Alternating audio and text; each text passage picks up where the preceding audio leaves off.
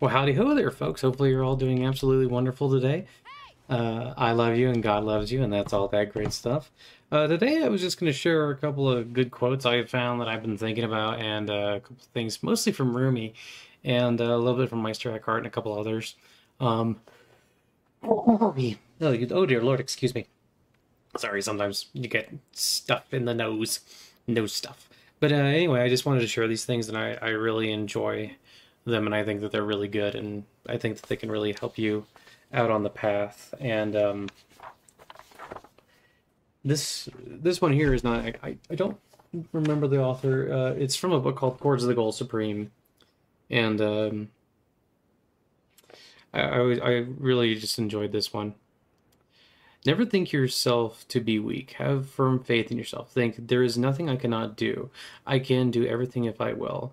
Why should you acknowledge defeat to your mind? Know that if you can subdue it, the whole world will be under your feet.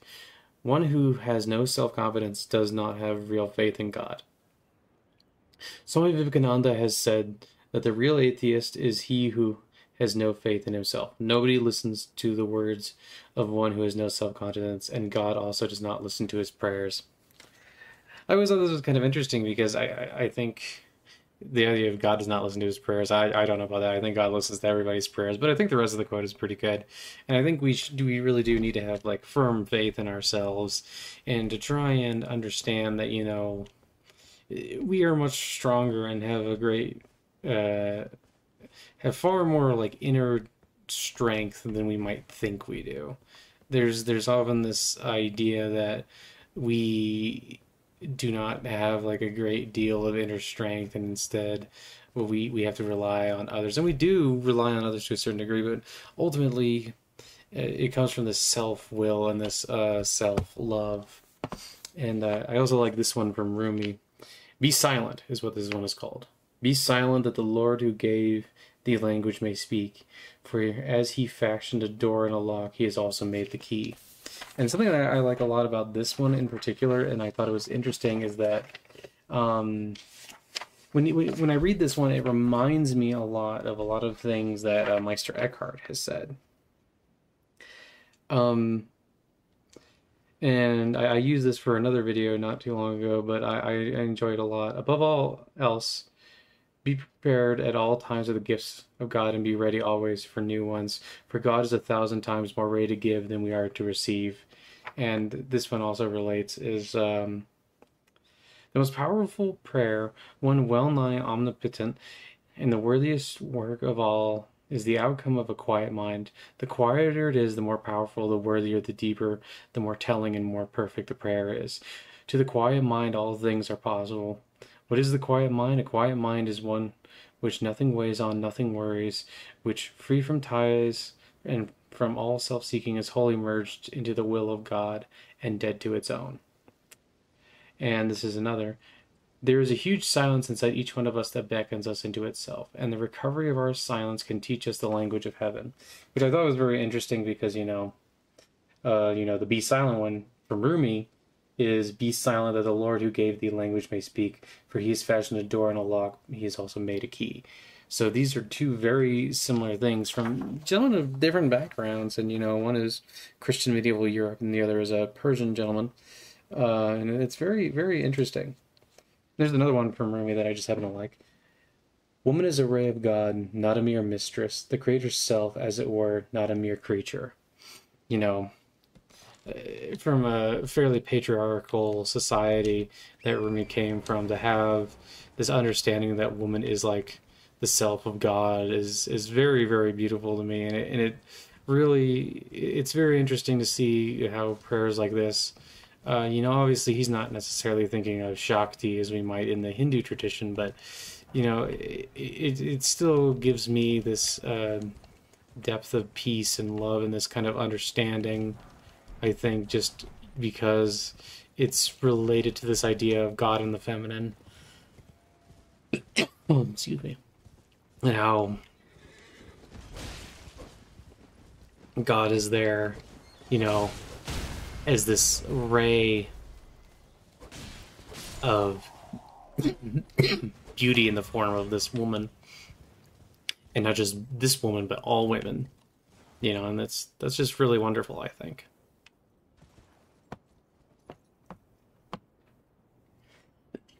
And this one is also related to the other one I shared from Meister Eckhart. The Gifts of the Beloved. This is from Rumi. Where will you find one more liberal than God? He buys the worthless rubbish which is your wealth. He pays you the light that illumines your heart. He accepts these frozen and lifeless bodies of ours. He gives you a kingdom beyond what you dream of. He takes a few drops of your tears and gives you the divine fount sweeter than sugar.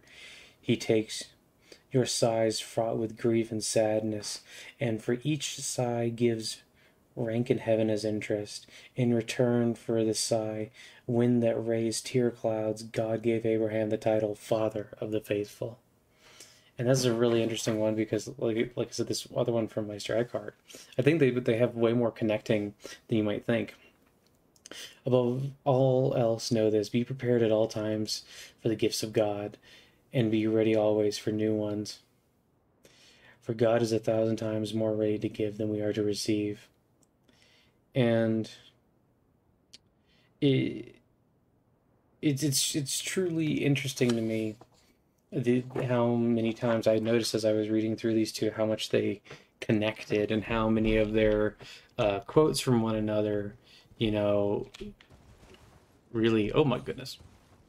Oh, we're okay. Aha! And how much they had in common, and it's very beautiful, and I think that God, truly does speak the language of heaven to some people and really gives them these wonderful moments and these insights, and they get to write them down. But what's even more interesting is I think that in truth, God is always speaking in the language of heaven to us, and that we're always receiving these messages.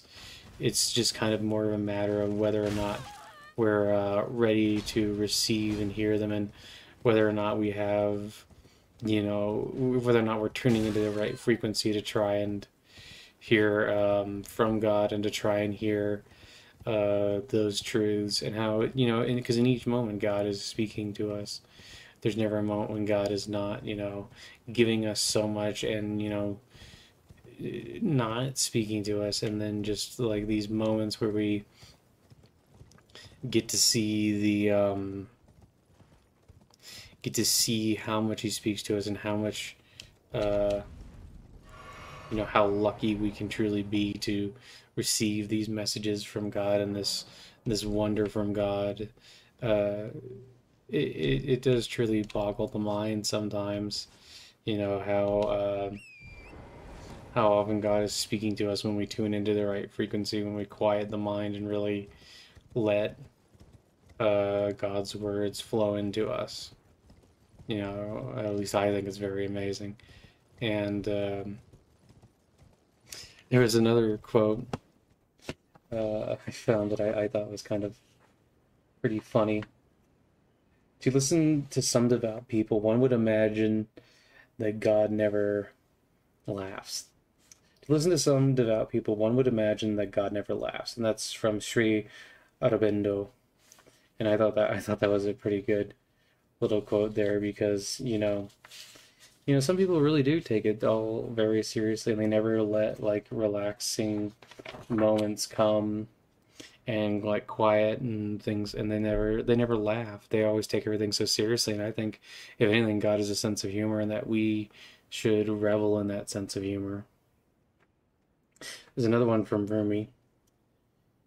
This is called All Religions Are One. In the adoration and benedictions of righteous men, the praises of all the prophets are kneaded together. All their praises are mingled into one stream. All the vessels are emptied into one ewer.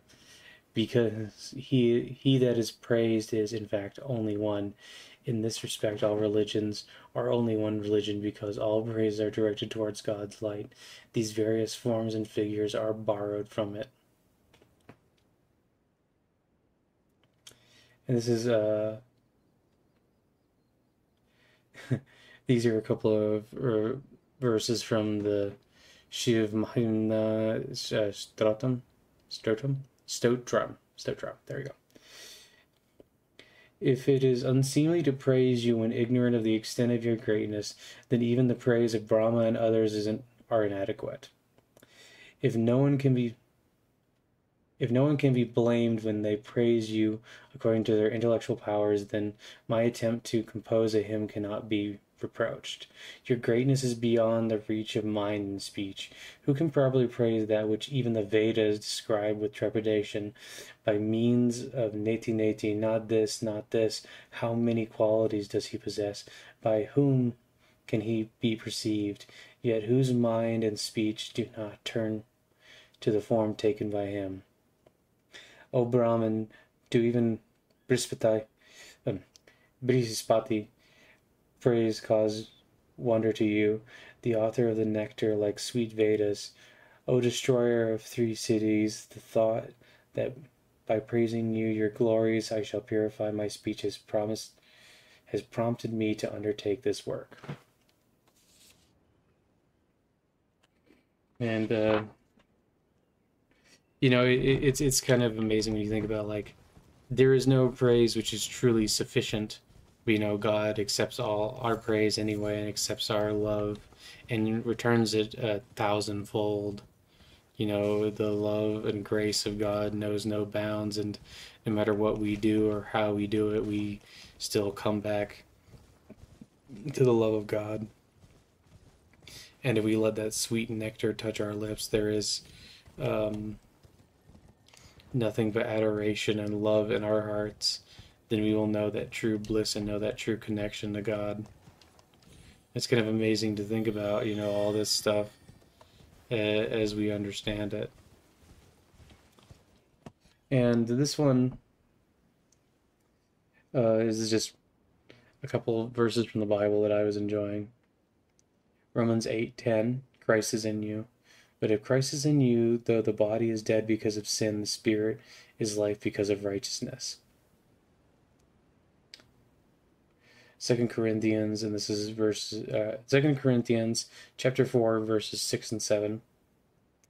This treasure in earthen vessels, because the God who said, out of darkness light shall shine, is the one who shined in our hearts to illuminate the knowledge of glory of God in the face of Jesus Christ.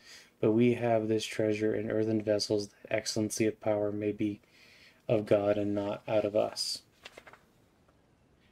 And I've been reading a lot of these and trying to meditate on them and really thinking about them. And it really is quite wonderful to think of the amount of poetry and love that has been spread out around the world because of our thoughts and love of God. And for those who have achieved enlightenment and achieved this deeper state of calm and love, it truly is just such a blessing. And I wanted to say that I feel very blessed to be able to read these kind of things and contemplate them, and I feel truly very blessed to be able to share them with you guys, even if only a few people watch it. And it really does feel quite wonderful to be able to share these things and to meditate on God. And I just wanted to share these thoughts, and I was hoping and hope now that you may all get something out of this, and maybe there might be some peace in your hearts because of verses and poems and things like this. And I really hope that they give you all strength and give you this feeling of love and understanding. But this is what I wanted to share today. I hope that you're all having an absolutely wonderful day, and I hope that you all can feel the love and appreciation of God and feel the peace that comes from meditating on God. And I wanted to say that I love you, and God loves you, and bye-bye, I love you, bye. All of you have a wonderful day. Okay? Bye-bye.